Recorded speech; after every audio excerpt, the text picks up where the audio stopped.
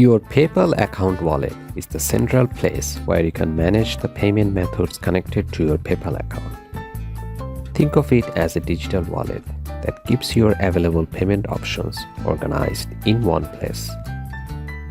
You can connect eligible debit cards, credit cards, and bank accounts to your PayPal account. These payment methods can then be used when you make purchases or send payments through PayPal. Your wallet also allows you to manage your payment preferences. For example, you can select a preferred payment method for certain transactions, while still having other options available when needed. Keeping your payment methods up to date is important. If a card expires, your bank details change, or you no longer want to use a particular payment method, you can manage those details through your PayPal account. PayPal may also ask you to confirm or verify certain payment methods for security purposes.